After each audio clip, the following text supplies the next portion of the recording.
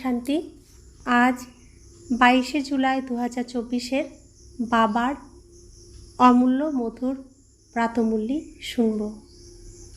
আজকের মুরলিতে বাবা বলেন, মিঠে মিঠে বাচ্চে দেহি অভিমানী হও, তাহলে শীতল হয়ে যাবে, বিকারের দুর্গন্ধ দূর হয়ে যাবে। তোমরা অন্তর্মুখী হয়ে গেলে ফুলে পরিণত হবে। আজকের মুরলির প্রশ্ন, বাপদাদা সকল বাচ্চাদেরকে কোন দুই বরদান দেন, তাকে স্বরূপে আনার বিধি কি?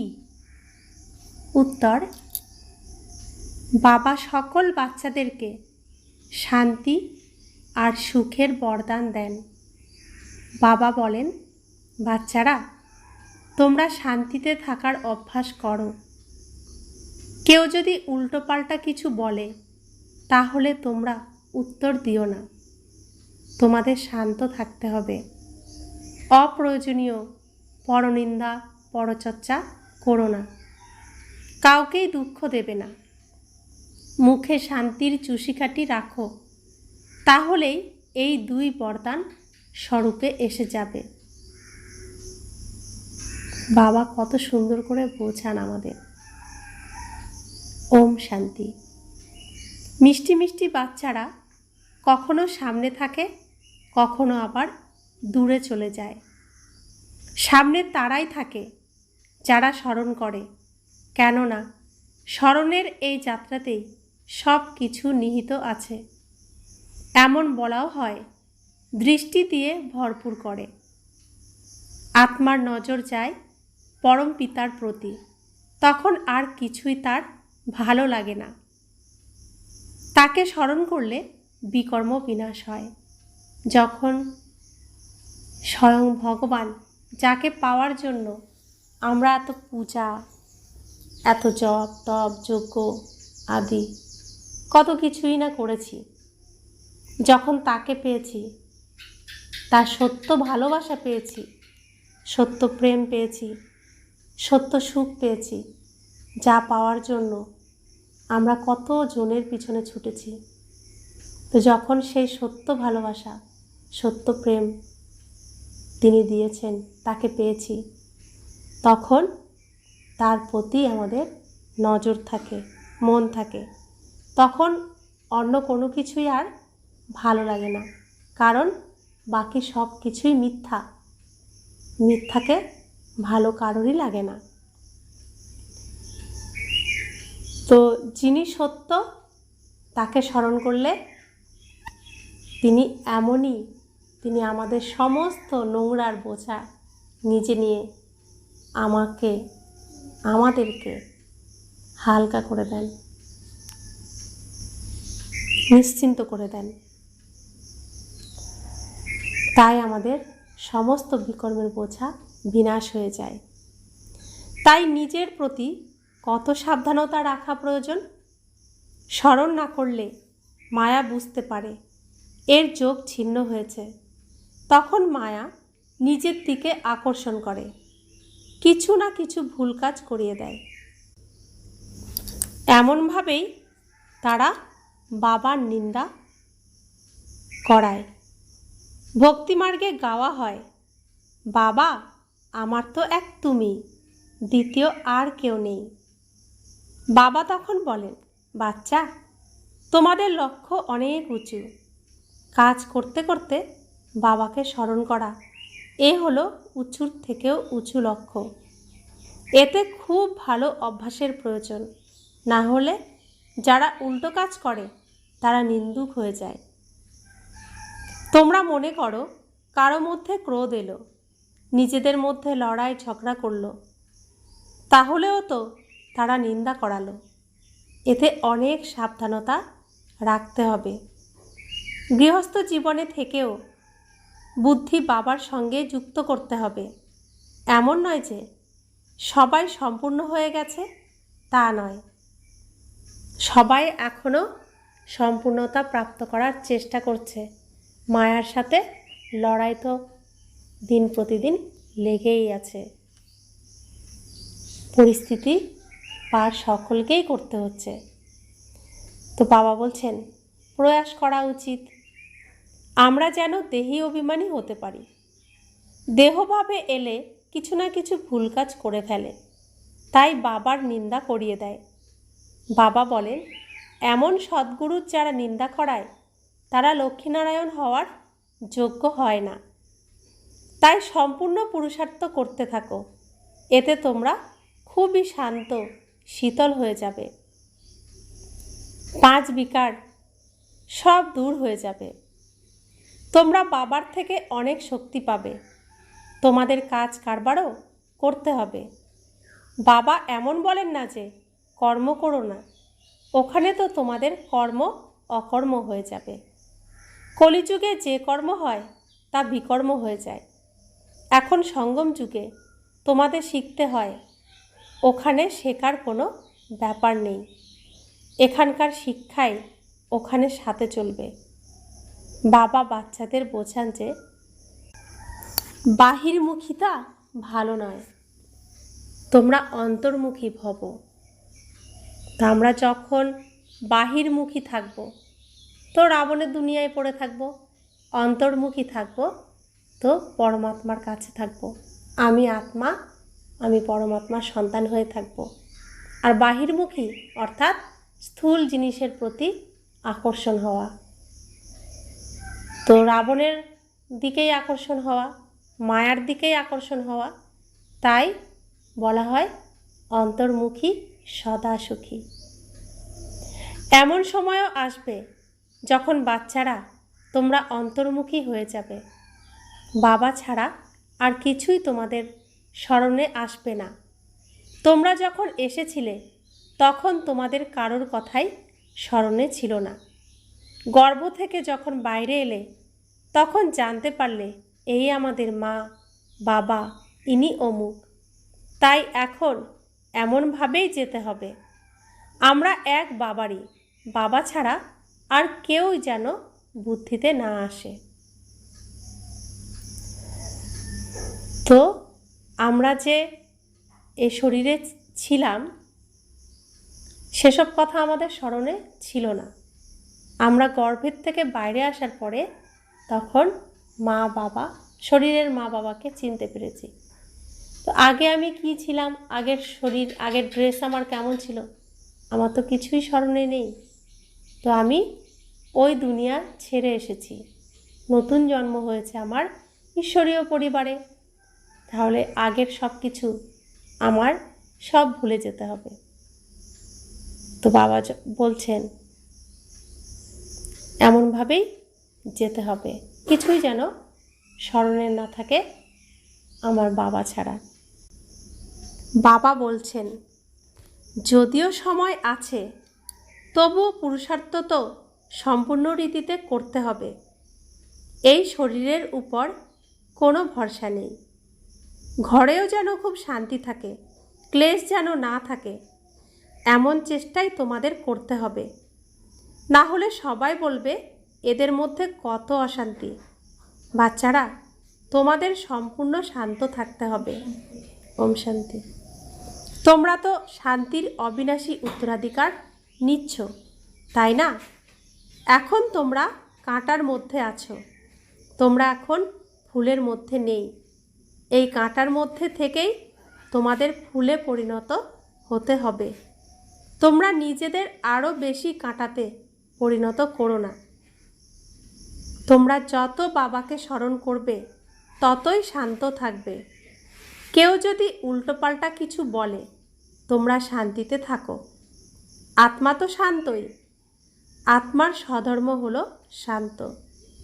তোমরা জানো যে এখন তোমাদের ওই ঘরে ফিরে যেতে হবে।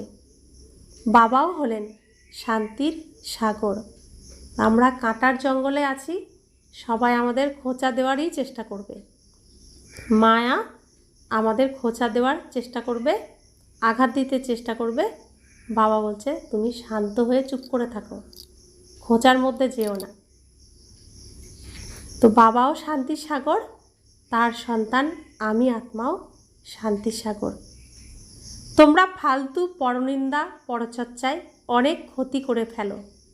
বাবা নির্দেশ দেন, এমন কথা বলা উচিত নয়। এতে তোমরা বাবার নিন্দা করানো হয়, এতে তোমরা বাবার নিন্দা করে ফেলো। শান্তিতে থাকলে কোনো নিন্দা বা বিকর্ম হয় না। বাবাকে স্মরণ করতে থাকলে আরও বিকর্ম বিনাশ হবে। তোমরা নিজেরাও অশান্ত হও না, আর অন্যদেরও অশান্ত করো না। কাউকে দুঃখ দিলে আত্মা অখুশি হয়, আত্মা কষ্ট পায়। অনেকেই আছে যারা লেখে যে বাবা এ বাড়িতে এলে তুমুল অশান্তি করে। বাবা লেখেন, তোমরা তোমাদের স্বধর্ম শান্তিতে থাকো। হাতমতায়ের কাহিনী আছে না, ওদের বলেছিল তোমরা মুখে চুষিকাঠি দিয়ে দাও, তাহলে আওয়াজ বের হবে না, তোমরা কিছু বলতে পারবে না। তখন একটা গল্প আছে, তো সেই গল্পের কথাই বলছেন যে চুষিকাঠি দিয়ে দাও মুখে, আমি শান্ত আত্মা, চুষিকাঠি ভরে নাও। তো কেউ কিছু বললেও তাহলে বলতে তো পারবে না। বাচ্চারা, তোমাদের শান্তিতে থাকতে হবে। মানুষ শান্তির জন্য অনেক ধাক্কা খায়। বাচ্চারা, তোমরা জানো যে আমাদের মিষ্টি বাবা হলেন শান্তির সাগর। শান্তি করাতে করাতে তিনি এই বিশ্বে শান্তি স্থাপন করেন। তো তিনি এসে বাচ্চাদেরকে শান্ত করাতে করাতেই তিনি এই বিশ্বে শান্তি স্থাপন করেন। তো প্রত্যেকেই যদি নিজেকে শান্ত রাখে, শান্তি স্থাপন হয়ে যাবে, তাই না? তো তিনি এসে সকল বাচ্চাকে শান্ত করেন। তোমরা তোমাদের ভবিষ্যতের পথকেও স্মরণ করো। ওখানে থাকেই এক ধর্ম, দ্বিতীয় কোনো ধর্ম থাকে না। সেই অবস্থাকেই বিশ্বের শান্তি বলা হয়। এরপর যখন অন্যান্য ধর্ম আসে তখন হাঙ্গামা শুরু হয়ে যায়। তো প্রথমে সনাতন ধর্ম, দেবী দেবতা ধর্ম থাকবে, অন্য কোনো ধর্ম থাকবে না। সত্যযুগে শুধু দেবী দেবতারা থাকে। একটাই পরিবার, একটাই দেশ, একটাই ভাষা, একটাই জাতি, একটাই ধর্ম, একই আইন ঈশ্বরের। তো সেখানে শান্তি থাকে। তো বাবার এই পৃথিবীর প্রথম সন্তান হলো সনাতন ধর্ম। তো আরও বেশি সন্তান আসলে তখন হাঙ্গামা শুরু হয়ে যায়। এখন এতটুকু শান্তি আছে? আছে শান্তি কোথাও? কোথাও শান্তি নেই। তোমরা বুঝতে পারো যে আমাদের ঘর হলো ওটাই। কোনটা আমাদের ঘর? পরমধাম। আমাদের স্বধর্ম হলো শান্ত। এমন তো বলা হবে না যে শরীরের স্বধর্ম শান্ত। শরীরের স্বধর্ম কখনোই শান্ত হতে পারে না। শরীর কিছু না কিছু কর্ম করতেই থাকে।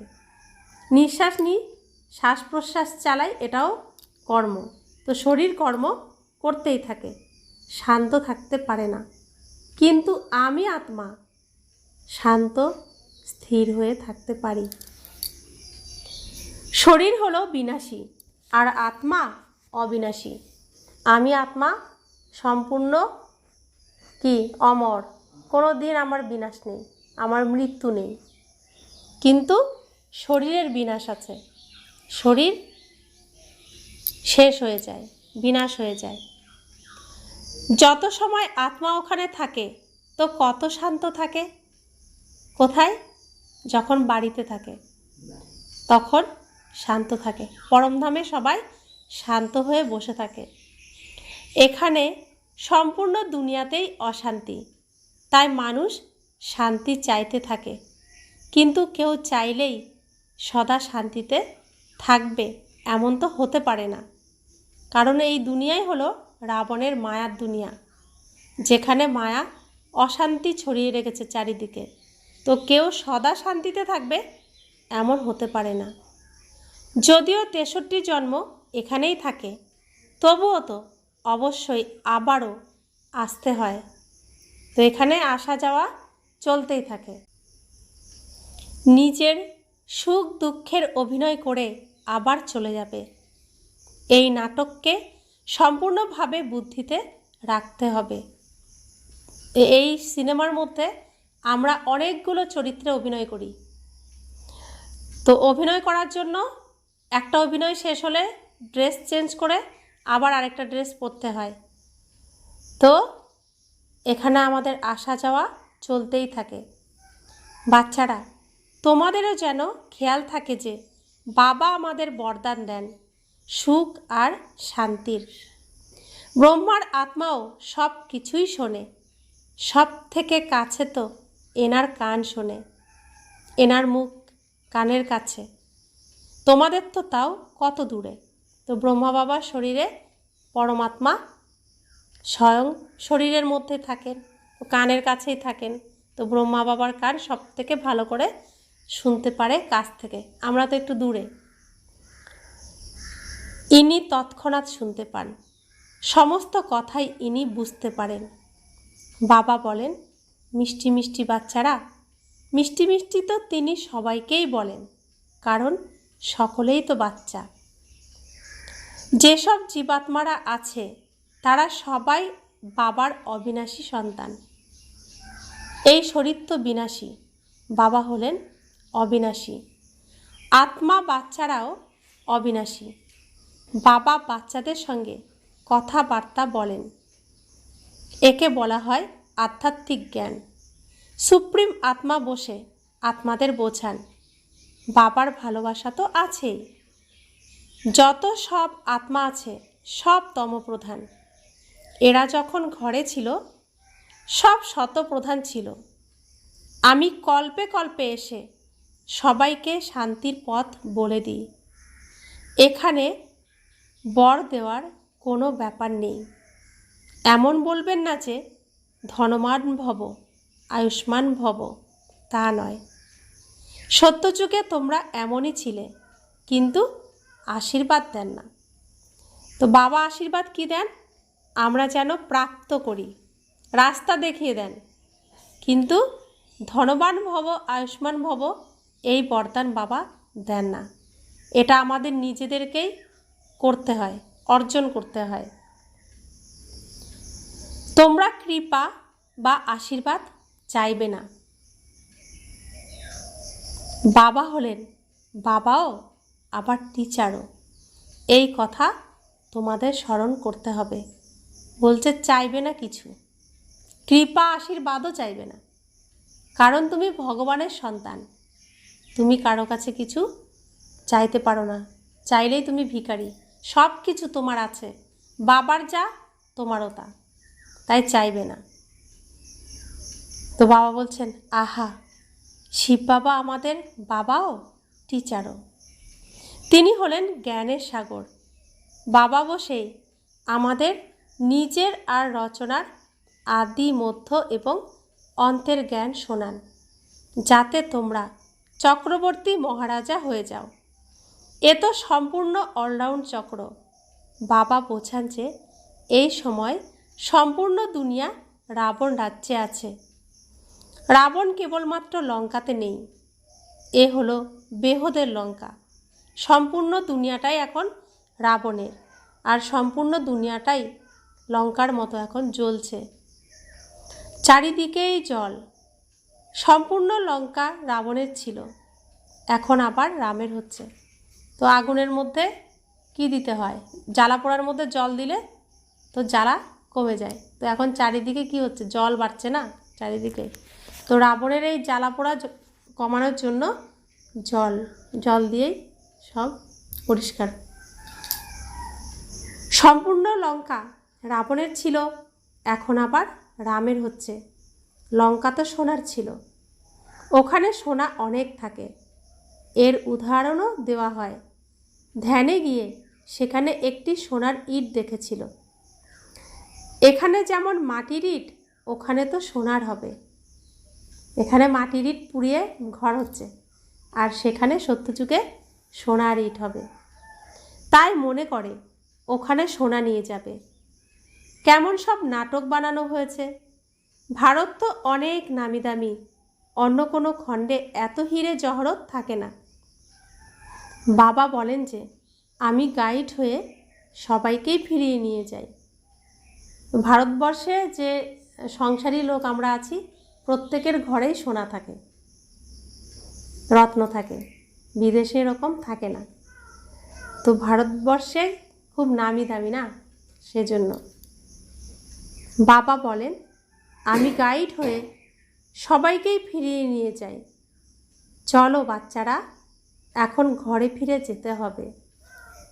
বাবা এসেছেন সবাইকে ঘরে নিয়ে যাওয়ার জন্য।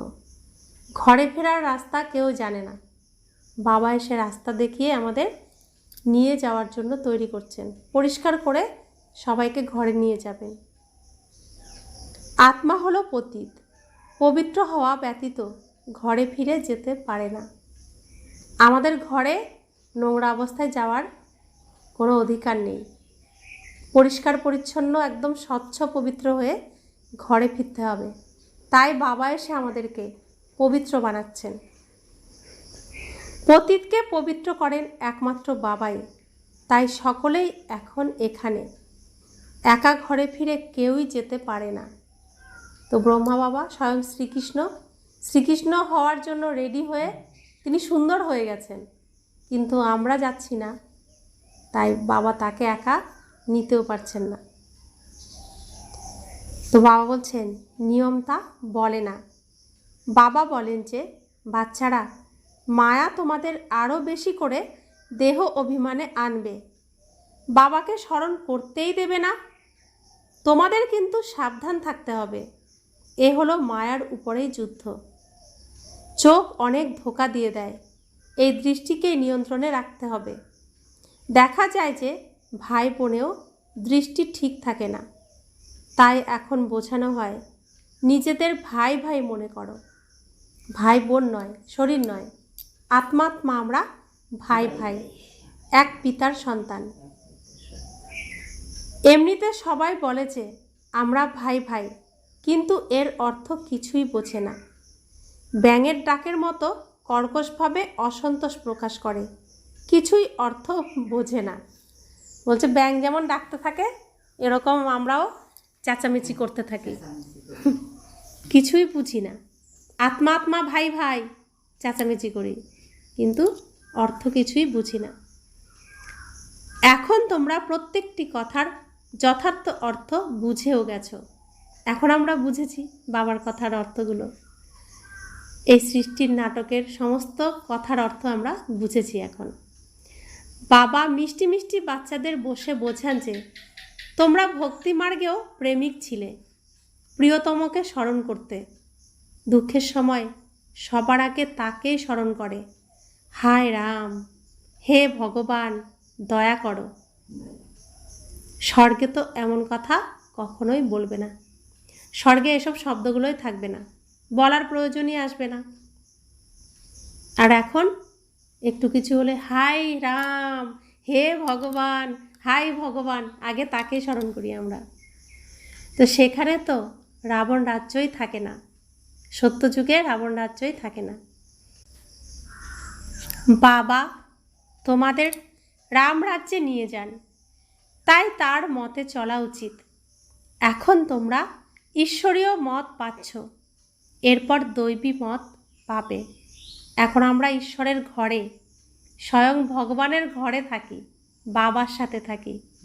এর জন্য ঈশ্বরীয় মত আমরা পাচ্ছি, ঈশ্বরীয় মতে আমরা চলছি। এরপর সত্যযুগে ঈশ্বর থাকবেন না, বাবা থাকবেন না, তখন দেবী দেবতারা আমাদের মাতা পিতা থাকবে, তাদের মতে আমরা চলব, দৈবী মতে চলব। তো আমরা দৈবী মত পাবো সত্যযুগে, তখন আর বাবার মত পাবো না। এত শ্রেষ্ঠ শিক্ষা কেউ দেবে না। এই কল্যাণকারী সঙ্গম যুগকে কেউই জানে না, কেননা সবাইকেই বলা হয়েছে কলিযুগ এখনও ছোট বাচ্চা। শাস্ত্র আমরা শুনেছি, আর আমাদের সবাইকেই বলেছে কলিযুগ এখনও ছোট বাচ্চা, এখনও 40,000 বছর বাকি কলিযুগ বড় হতে, শেষ হতে। তাই এই সঙ্গম যুগকে কেউ জানে না। এখনও লাখ বছর বাকি আছে, এটা আমরা শুনি, এখনও লাখ লাখ বছর বাকি আছে। যারা শাস্ত্র পড়ি, এখনও ভক্তিমার্গে আছি, তারা বলে এখনও। বাবা বলেন, এ হলো ভক্তির ঘোর অন্ধকার, জ্ঞান হলো প্রভাত। তো ওটা কি করছে? মায়া এরকম জাল বিছিয়ে তাদেরকে ওর মধ্যে আটকে রেখেছে, তাদেরকে সত্যিটা দেখাচ্ছে না। আর আমরা সেই জাল থেকে মুক্ত হয়ে চলে এসেছি। এনেছেন কে? বাবা। তো বাবা বলছেন, জ্ঞান হলো প্রভাত। ড্রামা অনুসারে ভক্তির কথাও গাথা আছে, এ আবারও হবে। এখন তোমরা বুঝতে পারো ভগবানকে পেয়ে গিয়েছি, তাই বিভ্রান্ত হয়ে ঘুরে বেড়াবার দরকার নেই। তোমরা বলো যে আমরা বাবার কাছে যাই অথবা বাপ দাদার কাছে যাই। এই কথা তো অন্য মানুষরা বুঝতে পারবে না। তোমাদের মধ্যেও সম্পূর্ণ নিশ্চিত যারা না থাকে, মায়া তাদের একদম গিলে ফেলে।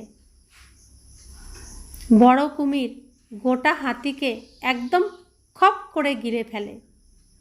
তো যারা বাবার ঘরে এসেছিল তো অনেকেই। তো যাদের বাবার প্রতি সম্পূর্ণ বিশ্বাস নেই, তাদেরকে মায়া গিলে খেয়ে ফেলেছে, আসে না আর তারা। তো বাবা বলছেন, আশ্চর্য হয়ে শুনন্তি কথন্তি, তারপর ভাগন্তি হয়ে যায়। প্রথম আসে আত্মা পরমাত্মার কথা, এই সৃষ্টির কথা, কত আশ্চর্য হয়ে শোনে, কত কথা বলে, তারপরও ভাগন্তি হয়ে যায়। ওম শান্তি। ভাগন্তি কেন হয়ে যায়? কারণ সত্যিই ভগবান, সত্যিই সঠিক তো, ভুল না তো, যা করছিলাম সেটা ঠিক তো না, এখন শুনছি সেটা ঠিক, এই রকম মন থাকতে থাকতে তো তাদের সংশয় কাটে না, আর মায়া খপ করে গিলে এখান থেকে নিয়ে চলে গেছে, আর তারা আসে না।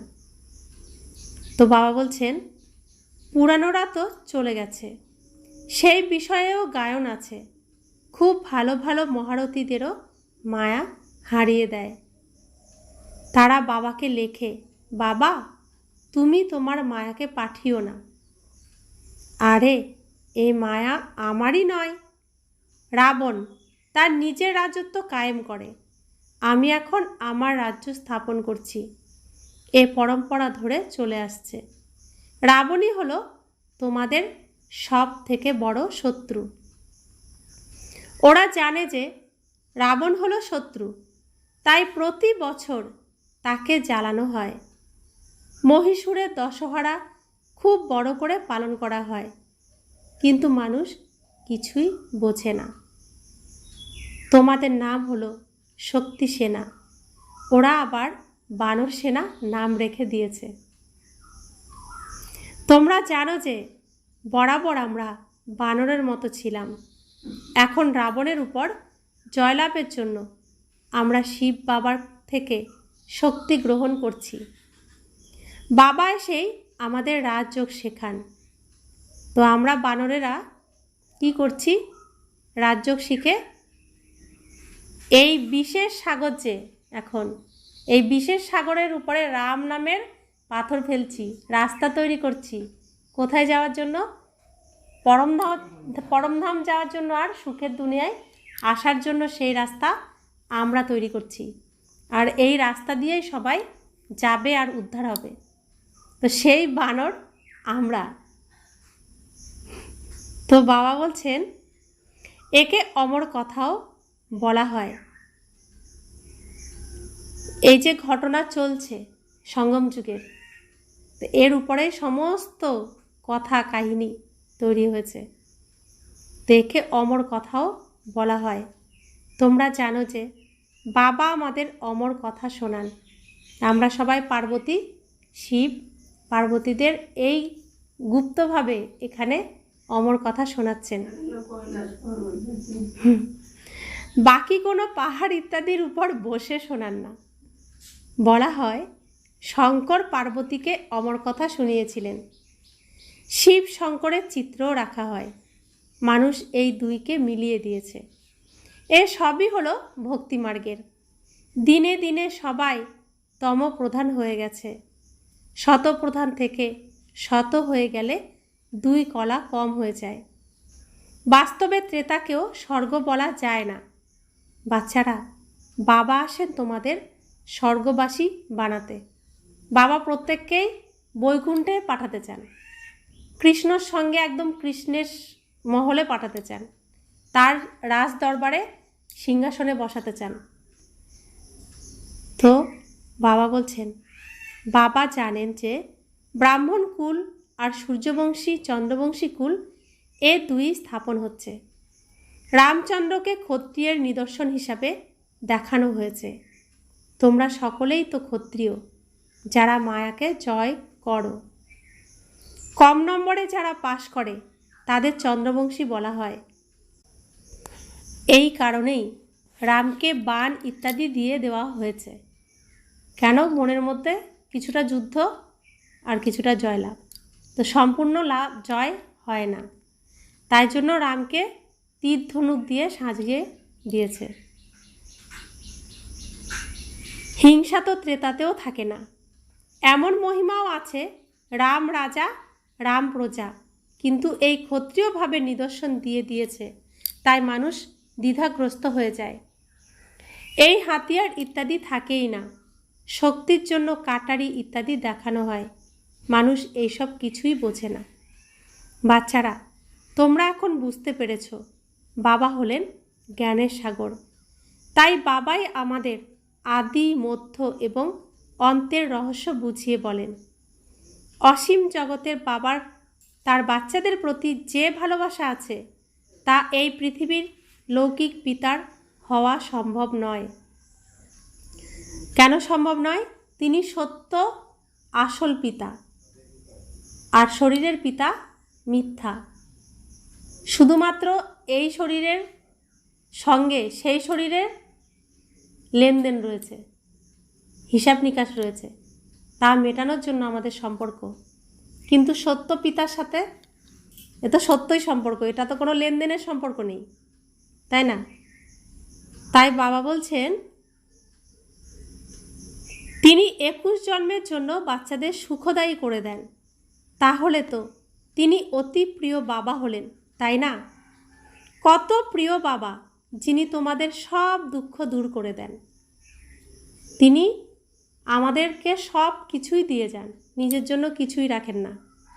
নিজে যে এই পৃথিবীতে এসে অভিনয় করবেন, সেই ড্রেসটুকুও নিজের জন্য রাখেন না। তো এরকম পিতা, লৌকিক পিতা কখনো কি হবে? হবে না, কারণ সে আত্মাও তো পিতার সন্তান, আমারই ভাই। এখানে আমার সঙ্গে লেনদেনের সম্পর্কে পিতা সন্তান রূপে আমরা অভিনয় করছি। তো বাবা বলছেন, তোমরা সুখের অবিনাশী উত্তরাধিকার পাও, ওখানে দুঃখের চিহ্ন মাত্র থাকে না। এখন এই কথা বুদ্ধিতে তো থাকা চাই। এই কথা ভুলে যাওয়া উচিত নয়। এ কত সহজ, কেবল মুরলি পড়ে শোনাতে হবে। তবুও বলে ব্রাহ্মণী প্রয়োজন, ব্রাহ্মণী ছাড়া ধারণা হয় না। আরে সত্যনারায়ণের কথা তো ছোট বাচ্চারাও মনে করে শোনাতে পারে। আমি তোমাদের রোজই বোঝাই, তোমরা অল্পকে স্মরণ করো। অল্প হলো প্রথম অক্ষরকে স্মরণ করো, অ, যা হলো আল্লাহ বা বাবা, ঈশ্বর, ভগবান। এই জ্ঞান তো 7 দিনে বুদ্ধিতে বসে যাওয়া উচিত, কিন্তু বাচ্চারা ভুলে যায়। বাবা আশ্চর্য হয়ে যান যে এত সুন্দর জ্ঞান, এত সুন্দর কথা, সত্য কথা বাচ্চারা ভুলে যায়। বাবা আশ্চর্য হয়ে যান। अच्छा, मीठे मीठे सिखिला दे बच्चों प्रति मात पिता बाप दादा का याद प्यार और गुड मॉर्निंग। रूहानी बाप की रूहानी बच्चों को नमस्ते। हम रूहानी बच्चों की रूहानी मात पिता बाप दादा को याद प्यार, गुड मॉर्निंग और नमस्ते नमस्ते नमस्ते। शुक्रिया बाबा, शुक्रिया बाबा, शुक्रिया। धारणार जन्य मुख्य सार। 1, बाबार थेके आशीर्वाद বা কৃপা চাইবে না। বাবা, টিচার এবং গুরুকে স্মরণ করে নিজের উপর নিজেকেই কৃপা করতে হবে। মায়ার থেকে সাবধান থাকতে হবে। চোখ, দৃষ্টি ধোঁকা দেয়, একে নিজের নিয়ন্ত্রণে রাখতে হবে। তো স্বয়ং ভগবান পিতা আমার পিতা, তো পিতার যা কিছু সব তো আমারই, তো সেটা আমি পিতার কাছ থেকে আমি আমার যোগ্যতায় নিয়ে নেব। আমি যোগ্য তো বাবা এমনিই দিয়ে দেবেন, চাইতে হবে না। তো আমি নিজের উপর নিজে কৃপা করব। আমি যদি নিজেকে আসরিক আচরণে রাখি, বাবা দেবেন না। তা আমি দৈবিক গুণ ধারণ করে আমি বাবার সামনে গেলে এমনিই দিয়ে দেবেন, আমাকে চাইতে হবে না। তো বাবাকে কখনো আমরা ছোট করব না, চাইলেই ছোট করা, তাই না? আমরা উত্তরাধিকার, যোগ্য উত্তরাধিকার হলে বাবা সব কিছুই দিয়ে দেবেন, তাই চাইব না। কৃপা আশীর্বাদও না, ধন সম্পত্তি তো দূরের কথা, কিছু চাইব না। দ্বিতীয়, ফালতু পরনিন্দা পরচর্চা অনেক ক্ষতি করে দেয়, তাই যতটা সম্ভব শান্ত থাকতে হবে। মুখে চুষিকাঠি দিয়ে শান্ত থাকতে হবে। কখনোই উল্টোপাল্টা কথা বলবে না, না নিজে অশান্ত হবে আর না অন্যকে অশান্ত করবে। তো কখনোই কারোর সম্পর্কে সমালোচনা করা উচিত নয় বা করবে না। বাবা নির্দেশ দিচ্ছেন যে করবে না, যা করেছো করেছো, আর করবে না। তো আমি কারোর সম্পর্কে কিছু বললাম, তো আমার এই সংকল্প, এই ভাইব্রেশন তার কাছে পৌঁছে যাবে, সেটা বাতাবরণ নষ্ট করবে, বায়ুমণ্ডল নষ্ট করে দেবে। আমরা কি করছি? পরিবর্তন করতে এসেছি, নষ্ট করতে আসিনি। আমাদের কাজ হলো কল্যাণ করা, অকল্যাণ করা নয়।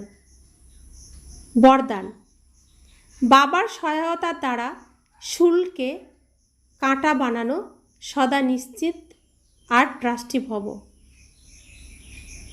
পুরানো হিসাব হলো শুল, কিন্তু বাবার সহায়তায় সেটা কাঁটায় পরিণত হয়।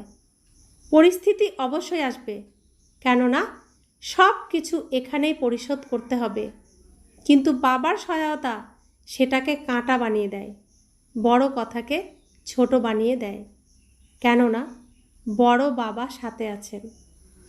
এই নিশ্চয়ের আধারে সদা নিশ্চিত থাকো আর ট্রাস্টি হয়ে আমারকে তোমার এ পরিবর্তন করে হালকা হয়ে যাও, তাহলে সব বোঝা 1 সেকেন্ডে সমাপ্ত হয়ে যাবে।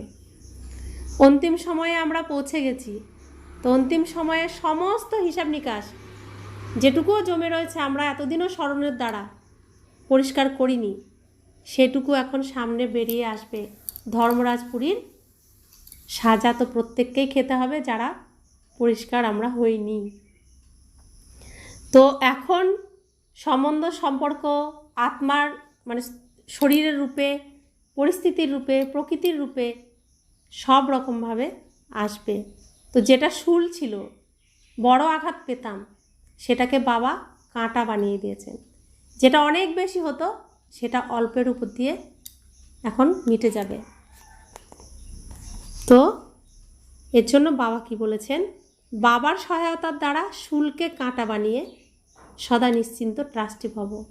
ভোগ সবাইকেই করতে হবে, একটু হলেও করতে হবে, তাই ভয় পাওয়া, এ নিয়ে চেঁচামেচি করা আমাদের উচিত নয়। স্লোগান, শুভ ভাবনা স্টকের দ্বারা নেগেটিভকে পজিটিভে পরিবর্তন করো। তো যে হিসাব নিকাশ আমার সামনে আসছে, তো সেই হিসাব নিকাশকে আমরা আমাদের শুভ ভাবনার দ্বারা পরিবর্তন করে দেব। তা আমি যখন সেটা করতে সক্ষম হব, তখনই আমি প্রকৃত ব্রাহ্মণ, বাবার প্রকৃত সন্তান। তখন আমরা স্থির হতে পারবো, আমাদের লক্ষ্যে আমরা পৌঁছাতে পারবো, কর্মাতীত অবস্থা প্রাপ্ত করতে পারবো। তো এগুলো অভ্যাসের প্রয়োজন, বহুত দিনের অভ্যাসের প্রয়োজন। তো আমাদেরকে এখন এ শেষ সময়ে রাত দিন পড়াশোনা করে, মানে দিনরাত আমাদেরকে চেষ্টা করে এই স্থিতি প্রাপ্ত করতে হবে। পরীক্ষার, ফাইনাল পরীক্ষার আগে যেরকমভাবে আমরা পড়াশোনা লৌকিকে করেছি, এখন আমাদের সেভাবেই পুরুষার্থ করতে হবে। আমাদের লক্ষ্যে পৌঁছাতেই হবে, বাবার মান রাখতে হবে, নিজের মানও রাখতে হবে। ওম শান্তি।